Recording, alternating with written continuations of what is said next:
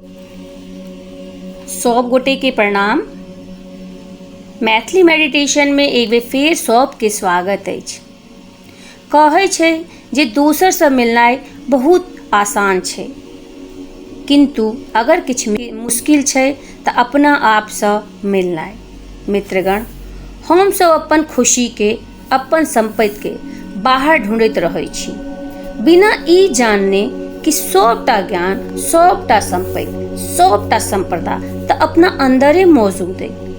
दुनिया के सब बड़का खजाना बाहर नहीं छे, बल्कि ई अपना सबके अंदर मौजूद है।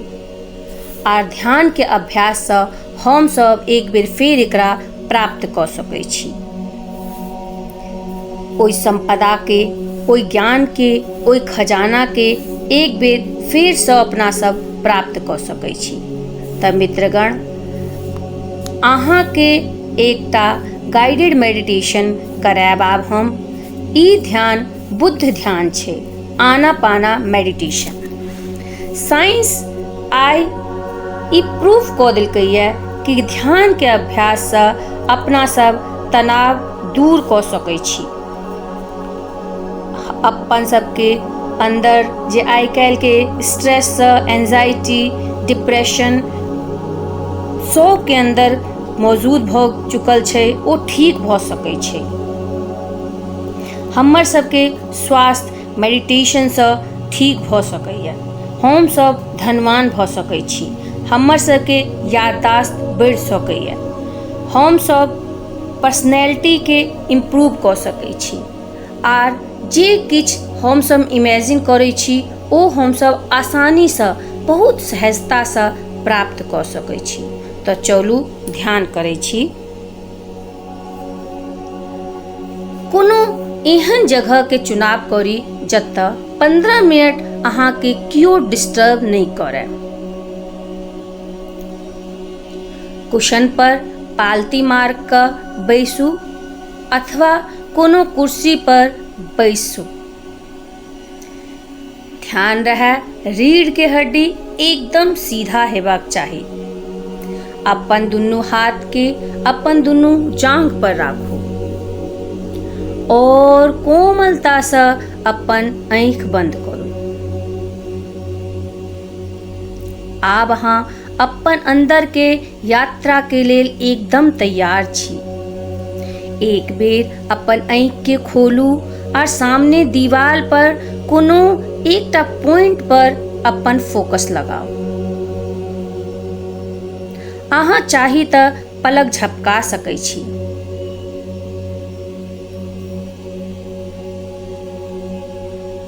किंतु ध्यान रहे कि अहाँ के ध्यान ओई दीवार के पॉइंट पर बनल रहे और ज्यों-ज्यों अहाँ ओई पॉइंट पर, ओई बिंदु के देख रहल छी, अहाँ के शरीर ढीला पड़ रहल है, अहाँ के मन एकाग्र भऽ रहल है।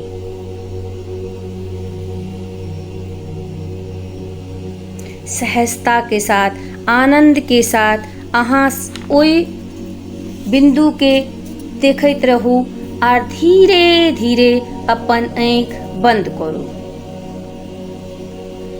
एकटा गहरा सांस अंदर और धीरे से बाहर। पूरा शरीर ढीला छोड़ैत एकटा गहरा सांस अंदर और धीरे से बाहर। पूरा शरीर ढीला पड़ रहल अछि। अपन चेहरा पर एकटा आनंद के महसूस करू। चेहरा पर एकटा हल्का मुस्कान बनाए राखू और अपन शरीर के ढीला पड़ जाय दियो। ध्यान रहे अहाँ के रीढ़ के हड्डी एकदम सीधा रहबाक चाही। पूरा शरीर के ढीला हुआ दियो। एक एकटा मांसपेशी स्थिर पड़ रहल है और अहाँ के शरीर एकदम ढीला भऽ रहल है, शांत भऽ रहल है। अहाँ के मन शांत हुआ लागल है। आब अपन चेतना के अपन सांस पर ल क जाओ। अंदर अबैत सांस और बाहर जाइत सांस के साथ कोनो छेड़छाड़ नहीं करऽ के। सांस के साथ कोनो तरह के तनाव नहीं रखा के, कोनो विचार नहीं रखना है। ये सिर्फ और सिर्फ सांस के देखते रहू।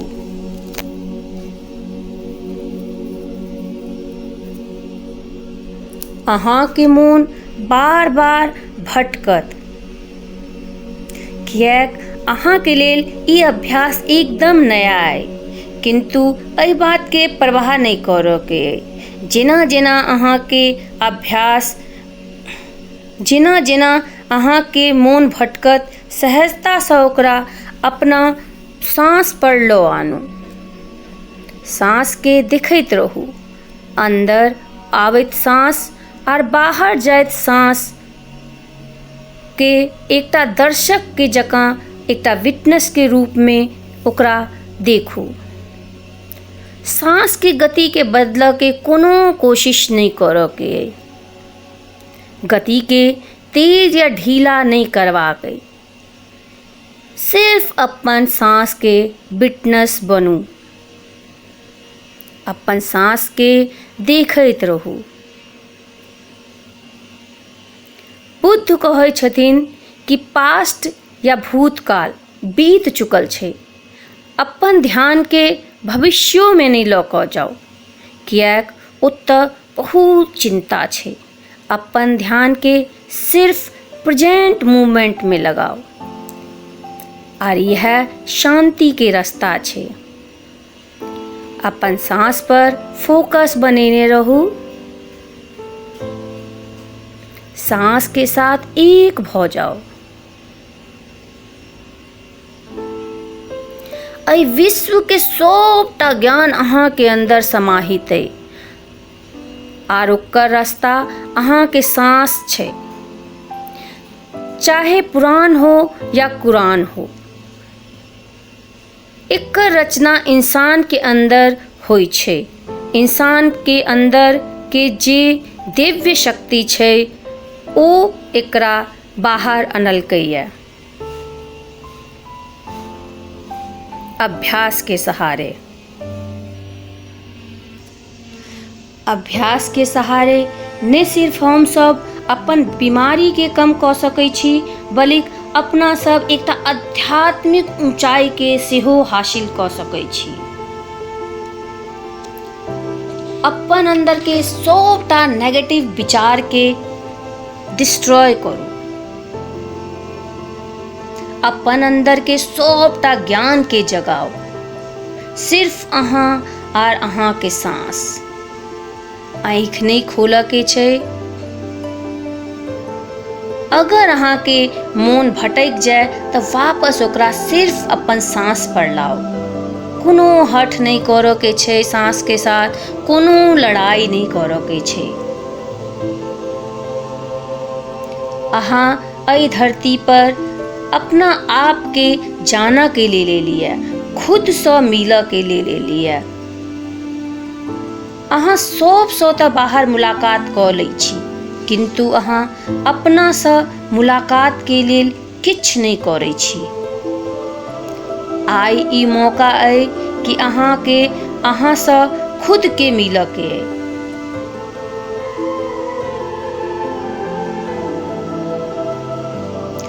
देखियो अपना अंदर कते हैरानी है। देखियो अहाँ के अंदर कते अंधेरा है।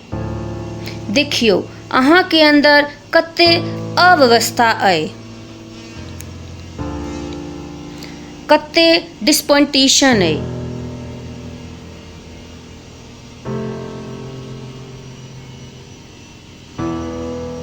अहाँ के अंतः मन के अहाँ के जरूरत छै। आर ओ अहाँ के अंतः मन के जिम्मेवारी अहाँ के लेवऽ पड़त। ई वक्त छै जे अहाँ अपन अंतःकरण के शुद्ध करू, अपना आप के शरीर के अहाँ शुद्ध करऽ के लेल बहुत किछ करै छियै। मन के पवित्र करऽ के लेल, अपन आत्मा के निर्मल करऽ के लेल एहि मौका के हाथ से नहीं जाय दियौ। सिर्फ अहाँ आर अहाँ के सांस, सिर्फ सांस पर अपन ध्यान लगावा के छै। जीवन क्षण भंगुर छै, अहाँ के नहीं पता है कि अगला पल अहाँ के मौत सामने बैसल है। तै दुआरे ध्यान के समय इह छै, अखन छै, इह वक्त आर ई अंतर के जर्नी यात्रा अपना आई प्रारंभ करऽ के ये।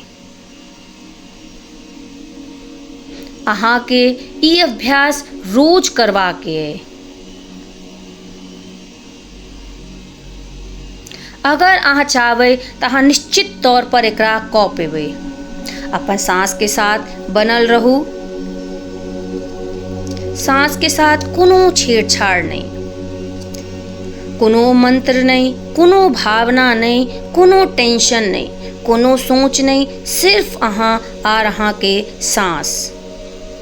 सांस के एकटा दर्शक के जकाँ देखियो, ओकरा साथ एक भऽ जाओ। जन जन के पुण्य के बाद अहाँ के ई मौका भेटल है कि अहाँ ध्यानस्थ छी। अहाँ अपना आप से मुलाकात कर रहल छी।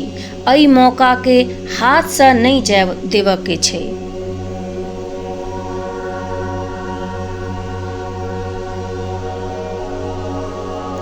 एकटा फकीर बहुत नीक बात कहलकै है, ए मन तू देखै नहीं छी, तू हमरा साथ कते खेल खेलबे, देख नहीं रहल छी जे तोरा चक्कर में हमर एकटा आर जन्म निकलल जा रहल अछि।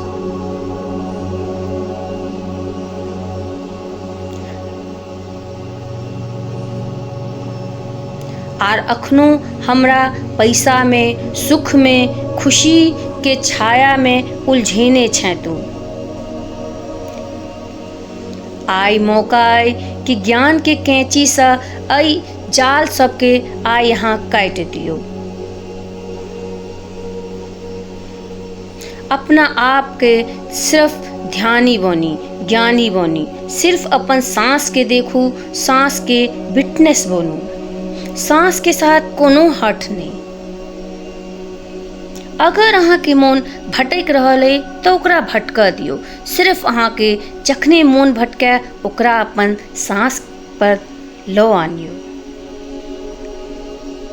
आई के समय सिर्फ आ सिर्फ अहाँ के लेल है। अहाँ दोसर के बहुत सेवा के लिए। आई ई समय छै जे अहाँ अपन सेवा करी।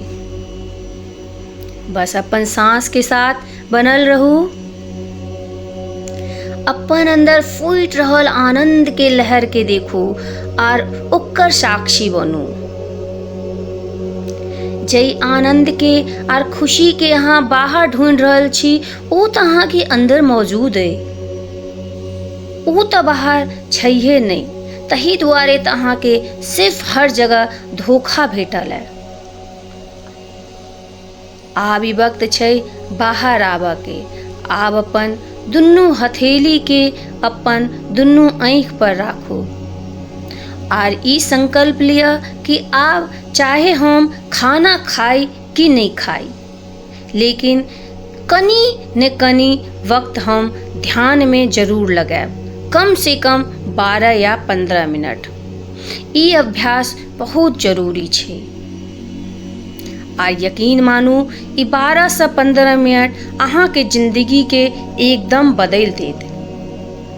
हम ई प्रार्थना करै छी जे अहाँ सफल बनू, कामयाब बनू, अहाँ के दुनिया के सब खुशी प्राप्त हुए, अहाँ के सब सपना हकीकत में बदल जाए। आब अपन आसपास के आवाज के सुननाई शुरू करू और अपन आँख धीरे से खोलू। हमरा साथ बनल रहल के लेल बहुत बहुत धन्यवाद।